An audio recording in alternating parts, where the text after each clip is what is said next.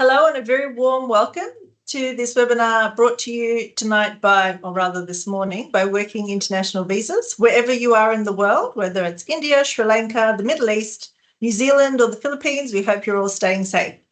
It's very great to have you with us. And for those of you that don't know, my name is Nassim Lalazari. I'm a licensed immigration advisor and chief commercial officer at Working International. Today, I'm joined by Armin Jaspal, who's also a licensed immigration advisor and student visa professional. Good evening, Armin. Good evening, Nassim. Good to join you here today. Thanks so much for joining us. It's such a pleasure. So, good day today. We are talking about the opportunities for students who want to come to New Zealand on a study visa. We will talk about the study visa in general, but specifically about certain sectors like construction, which offer some unique pathways for both study and for further job and residence opportunities. We will frame our discussion today in 6 topics, which we would like to cover. To start with, we'll talk about how to obtain a visa in New Zealand.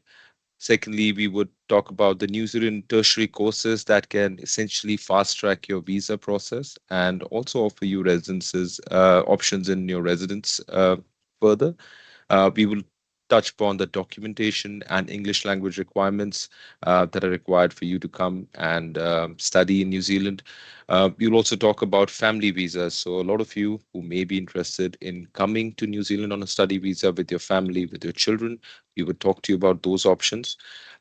We'll also touch on further employment opportunities. So when you come to New Zealand to study, what are the further career pathways available to you in New Zealand? Whether you should really come to study in New Zealand to do that particular course. We'll touch on those. And finally, we would talk about the most important thing, the funds and financial requirements that you need to keep in mind when you come to New Zealand on a study visa. Brilliant. Thanks so much for outlining all of those. And we did pop up on the screen what we were going to go through. Now, before we go into too much detail about those requirements, I just thought that I'd very, very quickly introduce who the visa team is here at Working In and why. So the Working In visa team is made up of, I think we're 23 licensed immigration advisors currently. So we've just got on screen a copy of the visa team at the moment.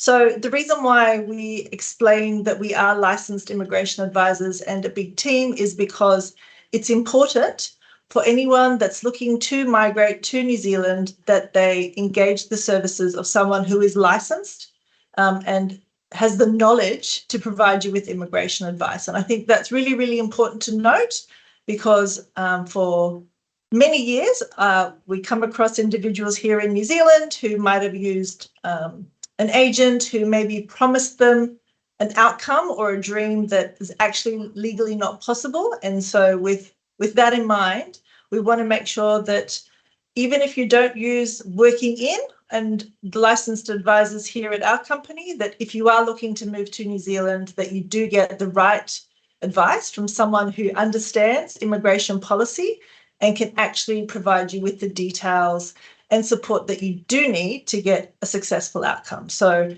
we're all licensed under the IAA Code of Conduct. Every year we need to renew our licenses. We have to go through mandatory sort of CPD, which is continuing professional development, and meet different stringent criteria. So I'm bringing that up because I think it's important for anyone that's looking to migrate to any country, but in particular New Zealand, understands who is authorised and has the knowledge to assist them.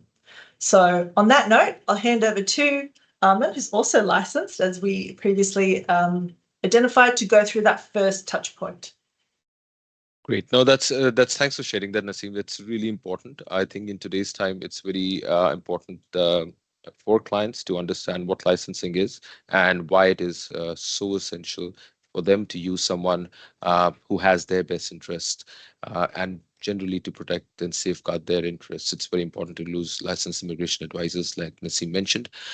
Before I talk a little about what the steps are for, how do you go about how do you start this process of obtaining a visa to New Zealand, let me briefly talk to you about why New Zealand. Now there are so many international study options available for students to look at.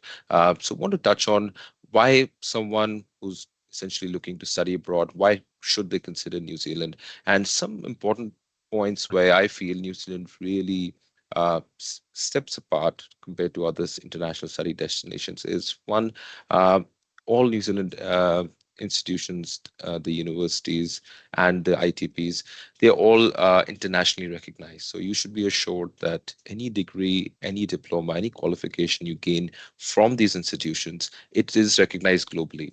So if you end up getting a graduate, becoming a graduate of these institutions, you are well placed to get very good positions around the world. Secondly, it's great pedagogy, meaning um, the way New Zealand the institutions look at studies and approach, they have a mix of academic and a lot of practical knowledge associated to it. So you will not just learn theoretical concepts, but you will also get an opportunity to implement them in practice while you're studying in New Zealand. Um, a lot of innovation and research. New Zealand institutions are known around the world for the innovation and research that they put in. And New Zealand is a very small country, but um, you would actually find New Zealand products, New Zealand businesses around the world thriving. And a big component of that is the amount of innovation and research institutions put into their study. New Zealand is also a very safe and peaceful place. It's important if you're a student. Um, Traveling with your wife, your children, coming on a master's degree, or you could be a family, who may be concerned about your young child coming to New Zealand. It's a faraway destination, but be rest assured, New Zealand is consistently ranked as one of the safest countries along with Scandinavian countries. It's ranked consistently as one of the best countries, safe and peaceful, very low crime rates. So it's again something that you can be very assured about. The quality of life. New Zealand has an amazing quality of life. A lot of people who travel to New Zealand who are actually working in New Zealand, they swear by it. It's, you have a great mix of work-life balance, which is much better than a lot of other developed countries around the world. So that is again something that really puts New Zealand apart from a lot of other countries. Um, you can also work while you study. There's very few countries around the world that give you those options now. But in New Zealand, if you're coming to study, New Zealand government gives you the right to work for 20 hours every week. So that again is something to consider. Um, New Zealand is also interestingly one of the few countries around the world where the government essentially supports a pathway to residence. So when you are coming to New Zealand, um, for a study program, it's very important, like Naseem said, get the right advice from the right agents, licensed immigration advisors, people who are actually based, who understand what the policy is, and not just the policy, what the current labor market looks like. So at Working In, we can guide you on what courses you should study, what courses actually merit investing a certain amount of money so that you have a really clear career pathway once you graduate that can also lead to residence. Um, Finally, New Zealand, if you compare it to other countries around the world, always has consistently maintained a great return on investment on foreign education. New Zealand, again, international study is expensive. We're aware of it. It's a lot of students, a lot of families put in a lot of their resources into it. So return on investment is something that you should look at. And New Zealand consistently is one country that has always maintained a very good return on investment for international students who are coming to Thanks for study here. that. Yeah, I think those are really, really good points, Arlen, particularly the fact that it's safe and peaceful, the quality of life. So for myself, I wasn't born and raised in New Zealand. I was born in the US. I grew up in Australia and I moved to New Zealand. And I myself have chosen to stay in New Zealand because of the quality of life. That work-life balance that you spoke about, absolutely. I mean, that picture of the team that we popped up earlier, I'm just looking at it again in the corner of my eye. And many of our own team members originally came to New Zealand as students. And then that was the pathway that then allowed them to decide that they either wanted to do even further study or they got jobs and they decided to stay. So I think all of these things are really, really important to consider. And absolutely, the ability to work while you're studying is great if you do want to stay in New Zealand, because New Zealand employers love New Zealand work experience. And we'll talk a little bit more about that a bit further on. But if we can maybe just jump straight into, I guess, the process. So how do you get There's a started process. with the process? Absolutely. So once you decide to take that step of studying in New Zealand or studying essentially anywhere, what should you do? So first, step we recommend is first identify your area of interest. What do you really want to study? What fields interest you?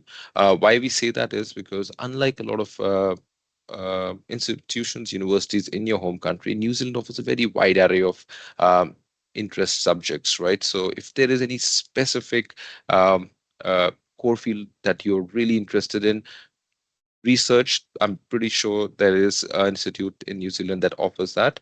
Um, Assess your current qualification and your work experience. Does that match with what you are intending to study in New Zealand? That's again important. It should all line up. Um, Understand your post career opportunities once you complete your education. What are the post career opportunities, not just in New Zealand, but back in your home country as well? So, I think first step would be doing a lot of research and getting professional help from people who can possibly assist you and giving you that guidance. The next step would be identifying the institutes and the start dates. So once you have that set, start looking at institutions, start looking at the start dates. Our team can again assist you on that front as well. The next step again would be looking at the financial front. What is the tuition fee? What are the living costs associated?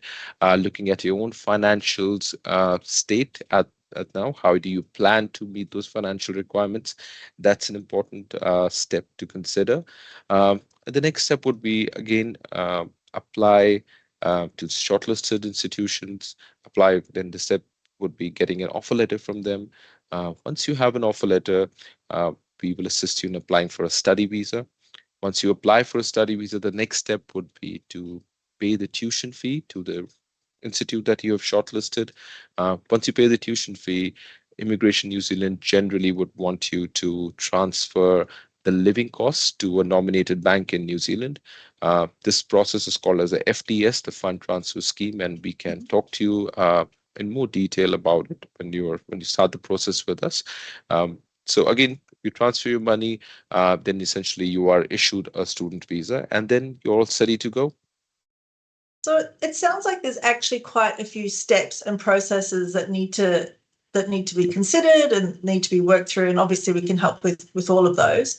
One of the points that you mentioned was understanding your post-education career opportunities, whether Yep. that's here in New Zealand or back home or any other country. And I think that's a really, really good thing to consider, because obviously what we're finding is that the demand for skills in New Zealand are the same demand for skills in Australia, in Canada, the UK, globally. So there's a global war for talent, and it seems to be the exact same talent.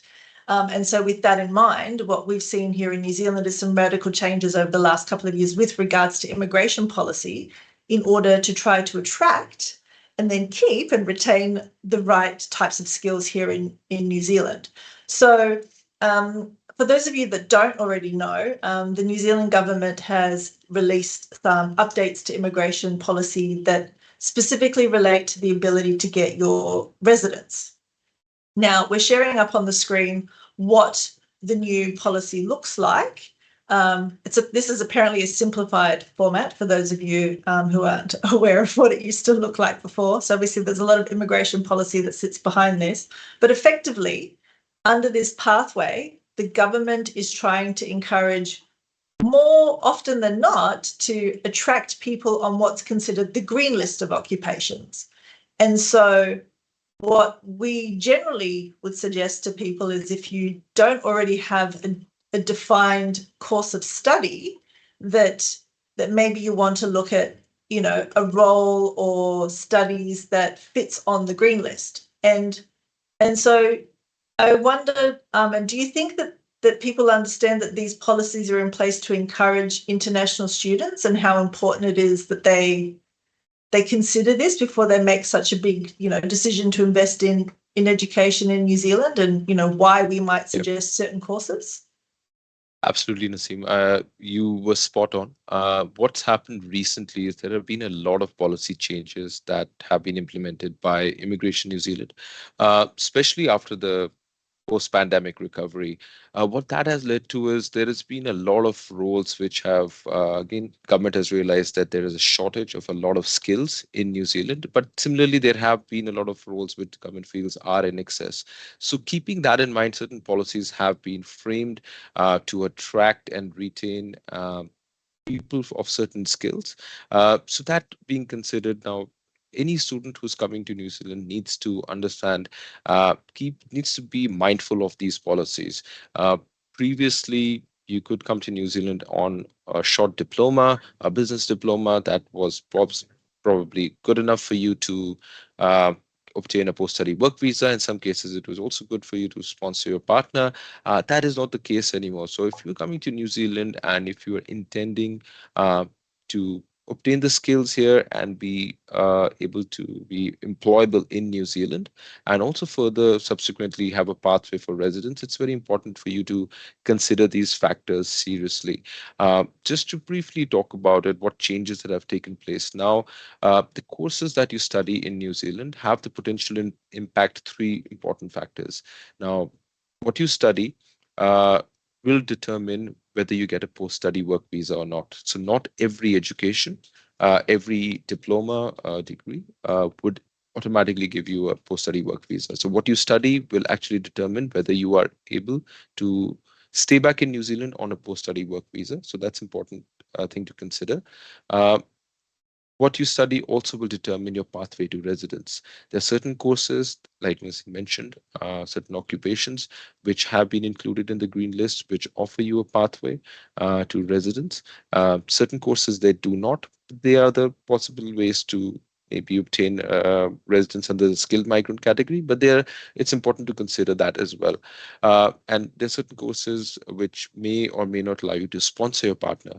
So not every visa will allow you to sponsor your partner to come with you on a work visa.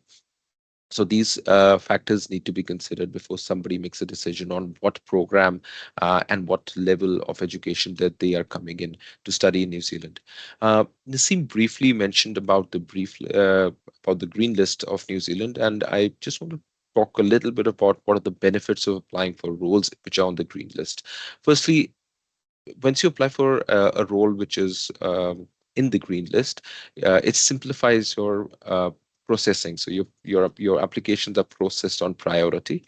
Uh, Secondly, when you're applying on occupation which is on the green list, your permanent residency, and when you do apply for residence, if their role is eligible, it is fast tracked. Um,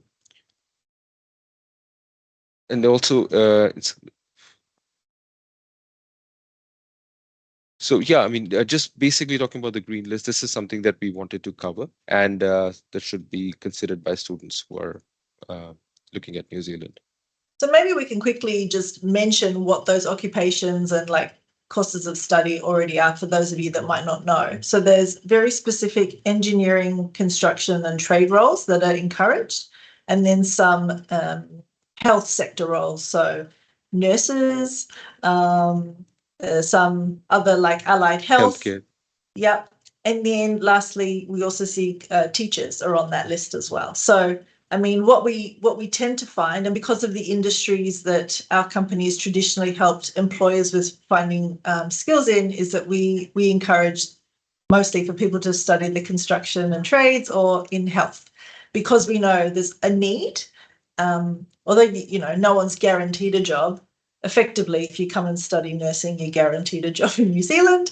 And if you decide you don't even want to stay in New Zealand, there is pretty much any other OECD country that you can just pop on over and bumps your uncle, you've got a pathway. So when we talk about green list and the courses that we recommend people study, obviously you do need to meet the criteria in order to be eligible, but these are the sorts of courses that we're recommending because we know that there's a pathway not just to residence, but an easy pathway to employment, which obviously that's why we do study, so that we can take up roles wherever it is in the world, so that you can further your personal career and your life outcomes. So looking at what those green lists, like when we've talked about what the benefits are, and I think there's no question that there is a benefit to picking a course of study that's going to lead to a positive outcome. Now, what level of study should most people be looking at? And like, are we talking about level 4, 5 trade qualifications? Are we talking a little bit more, higher level qualifications? See, ideally now, like we mentioned, touched on previously, now with the new policies and with the new post-work visa rights, which have been introduced by the government, ideally, a student should be looking at higher level courses. So whether it is a master's degree, again, if you coming into New Zealand with a master's degree, you are getting a 3-year post-study work visa. Now, what that means is you are essentially your chances of employability with the New Zealand employer are enhanced significantly. We, like Naseem mentioned, we have a very strong recruitment team. We work in the fields of healthcare, hospitality, and construction. So for students who are coming and completing these courses and who obtain a post-study work visa following that, our recruitment team can possibly assist them, in finding and assist them in the right direction as well. And it generally enhances their ability to be employed in New Zealand and then subsequently apply for a residence visa. So I would strongly suggest students coming to New Zealand to take either postgraduate diploma, master's, or bachelor's degree courses, because you do get an opportunity to get a post-study work visa, which really enhances your ability to find employment in New Zealand, which is the most essential part of applying for further residence. Okay, thanks. Now, before we jump into the documents and English language requirements, just to clarify, we are not a recruitment agency in the traditional sense. We help employers who come to us and say, these are the skills that we're looking for. If we happen to have, we know of individuals that we're working with through other means, such as, we've helped you with a student visa, then we'd obviously match you up. But we unfortunately are not the type of agency that will go out and find you a job. And I should also note that I'm aware recently of some individuals or agencies online promising to find people jobs for very high fees. This is not legally allowed in New Zealand, and you will probably find yourself the victim of migrant exploitation. So please don't sign up to any of those things that look like they're promising you a job or a job check token for big fees. We know that that's not going to give you the outcomes or the life that you're actually looking for in New Zealand. So just a brief point based on some stuff that we're seeing in the media here in New Zealand that's, less than ideal and is, not great. So This is why we want people to come and manage and have control of their own process and I guess the outcomes that they're looking for. So if we could just jump into the next point, which was with regards to the documents and English language requirements, Armin, and why, what they are and why individuals and applicants need these. So yeah, I'll briefly run down quite a few documents which are required. So it's good for students to know what to expect in terms of documentation. So I'll just briefly run down the list of important documents that you would need before you apply for a student visa to New Zealand. Firstly, you need a valid passport. It should be valid for more than 6 months or the duration you're intending to travel to New Zealand. If you have traveled previously overseas, if you've your travel history could be essential just to determine your bona fide credentials as someone who has had some past history of foreign travel and has come back. Again, passport size photographs, that's general. Letter of acceptance from institute, which is approved by NZQA. We need all your academic transcripts, which are tested duly by your institution of your home country, your English language scores, your student visa application form. Once we apply for these, once we apply with these documents, we also need a receipt from your institution saying that you have made the tuition application fee. The payment receipt is required for a student visa to further be processed. We also require living cost. You need to show that you have a living expenses worth 20,000 New Zealand dollars. These need to be transferred to your nominated bank account in New Zealand under the fund transfer scheme. The fund transfer scheme is not applicable to every country, but certain countries which students of certain countries which are required uh, to to use the fund transfer scheme are India, Bangladesh, Sri Lanka, China, Philippines. So if you are someone from any of these countries, you are required to use the fund transfer scheme. So you will be required to transfer the $20,000, which you could use on a pro rata basis every month. You have access to that funds. Apart from that, you need your police clearance. Chest x-rays are required. So yeah, and your bank statement. So another thing, if you are someone whose family members are supporting you, if you have friends and family in New Zealand who are willing to support you financially, please let us know. There are also ways that your family members can support you in New Zealand, support your funding. So it's important that if we let you know, we can guide you on what are the necessary documents required from their end to assist you on that front. So now briefly talking about the English language skills.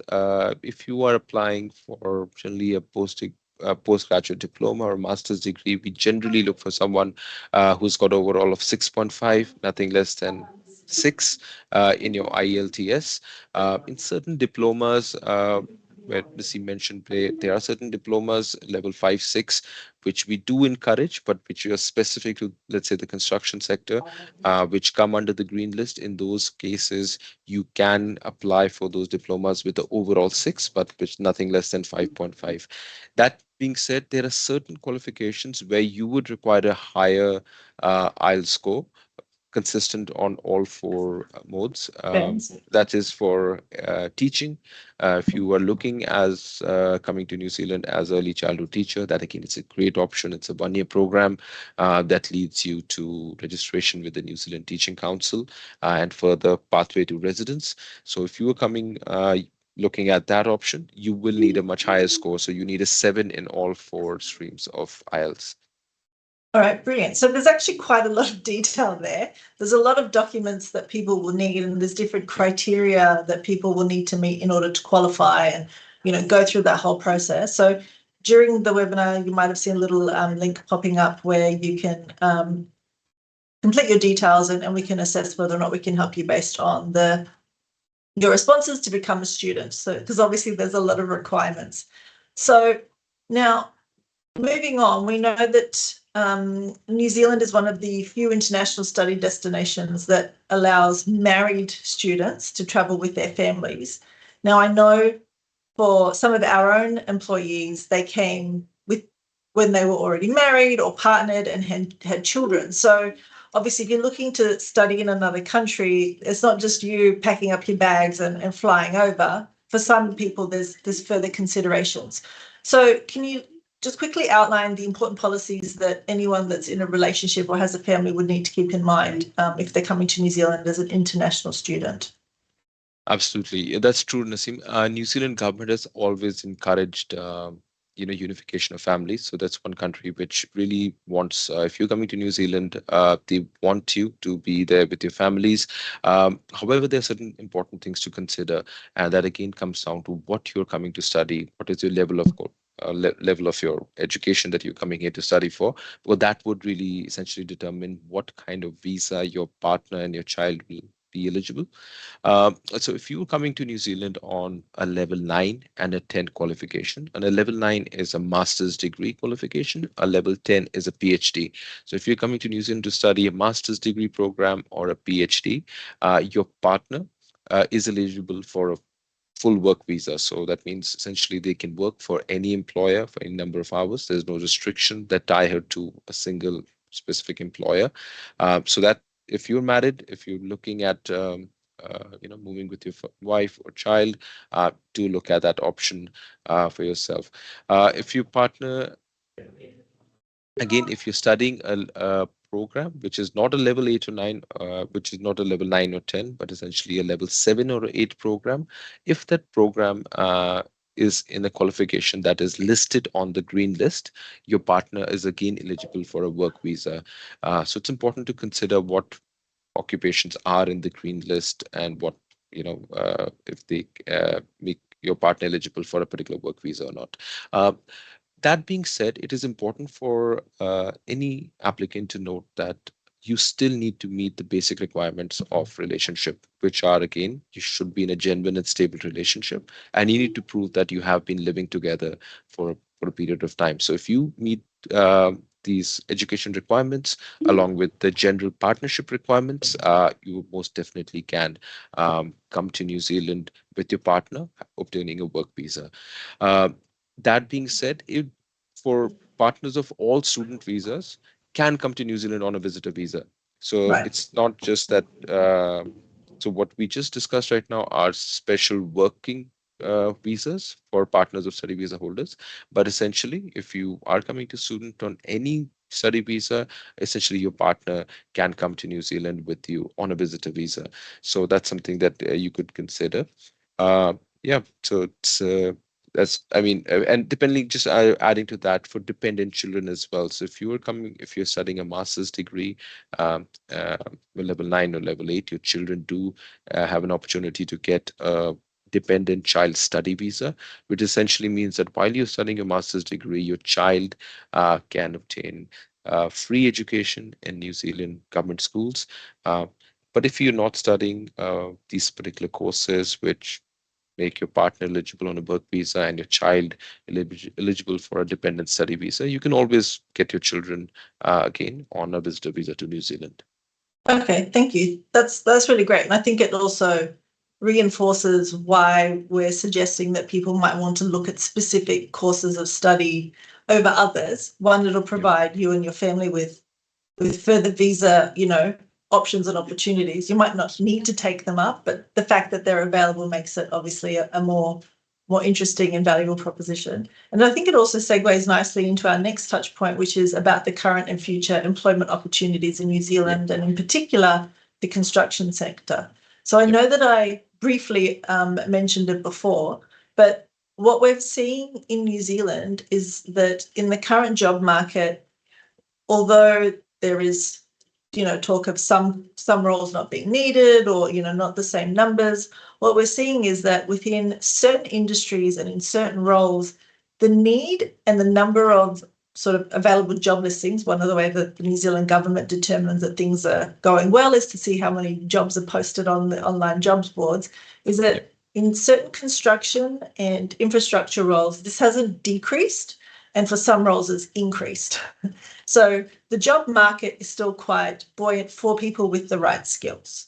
And that's why we have the green list, and why we have certain roles that we would be suggesting that if people are looking to come and study, that they consider those. And I think what we're seeing is that the requirements for skilled workers in the construction sector is that the employers basically effectively need what's identified as in short supply. So quantity surveyors, certain construction project managers, and specific types of engineers. And if you're coming to study these courses in New Zealand, you're going to find it quite easy to then obtain employment because you've got a New Zealand qualification. You are going to be able to work while you study, which will then provide you with, the all-important New Zealand work experience. And that will allow you to then secure a more permanent role and apply for residence down the line. And I think it's really, really important to understand that the way that most employers in New Zealand will work is that they like to hire the people that they know, and they know you because you've already worked with them in a part-time or casual capacity. So they've been able to test your skills and what you're learning and how you're applying that in practice. And we frequently talk about the hidden job market in New Zealand, which is that most jobs are not advertised, but you might work at a company and your manager or your boss thinks you're amazing, and they might not have a permanent role, but most New Zealand companies know another New Zealand company that does the same thing. And very often individuals will be chatting on the weekend and say, I really, really need X or Y skills, or you know, and then they'll say, oh, I know someone, I've got someone great, I can introduce you, I'll send you their CV, and vice versa with, oh, I've got this wonderful individual, don't have a job for them, this is what they do. I mean, that's how I got my job at Working In. So I can attest to this hidden job market being very real. So I think it's really, really important to understand how things work in practice in New Zealand and how different sectors will work in terms of job availability. You can always apply for a job online. That's a given, but I think it's good to understand how the market actually works and why we're encouraging people to study things that are in high need, because we know that's where you're going to get the best outcome. So That's do you want to say some final yeah, points that's before we get to yeah. I guess, the last requirement? No, I was just going to add the same, like what you said was so important, and I just wanted to emphasize that it's um having people to help you, like Working In, who people who are actually based in New Zealand, who actually understand how the market operates. It's so important for students who are coming to New Zealand, who possibly just their idea of finding a job would be just on a Seek website or on Trade, but giving them that insight on how recruitment, how actually jobs actually were. This whole process works in New Zealand is really insightful. I think it's a lot of students can take some really important learnings from what you just said right now. So before we close, Naseem, I just wanted to now touch on the last point, which is again one of the most important points students, potential students are generally inquire about, is actually the funds and the financial requirements. What exactly does it comply? What what do they expect, and how to go about it.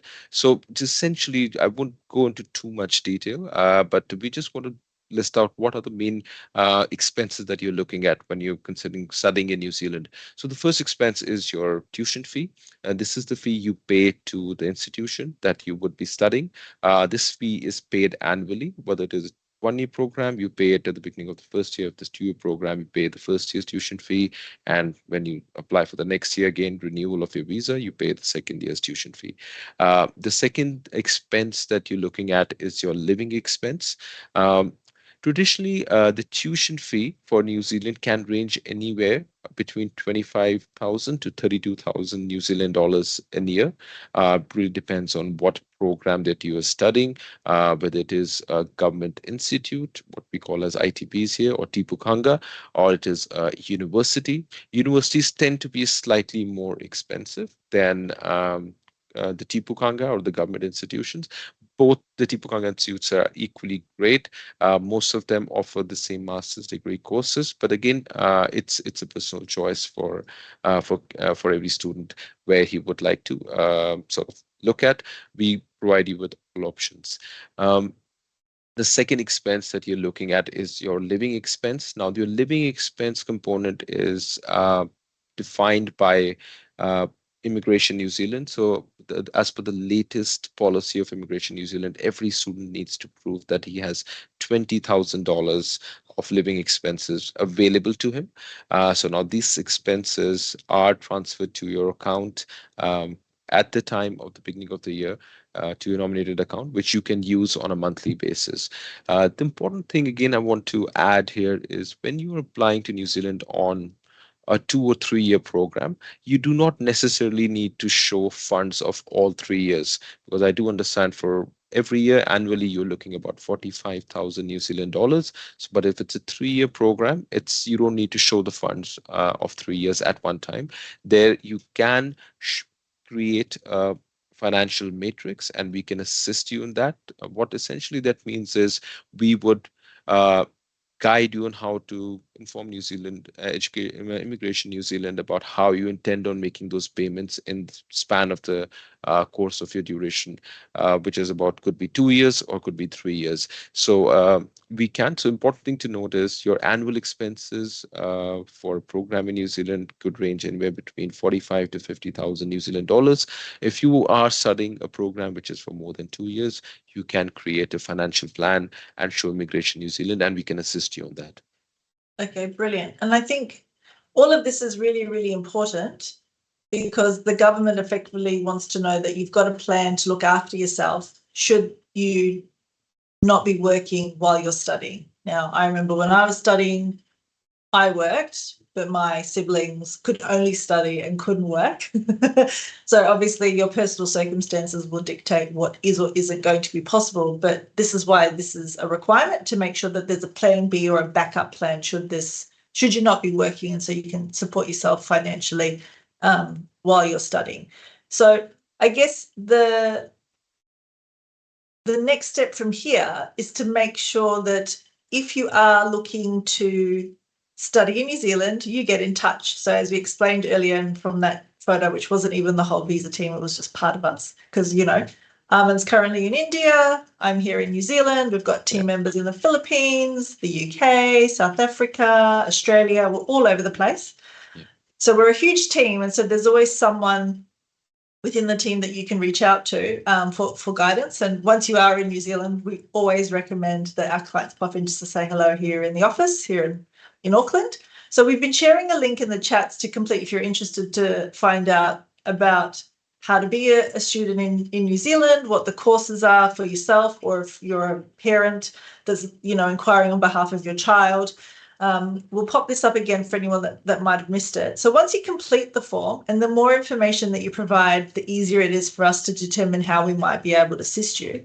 We'll then get in touch with those that we think that we can help, and you'll be invited to have a chat with Armin. So I think it's important to have that initial chat for us to be able to determine further how and why we can assist you, and Armin will then be able to go through the next steps.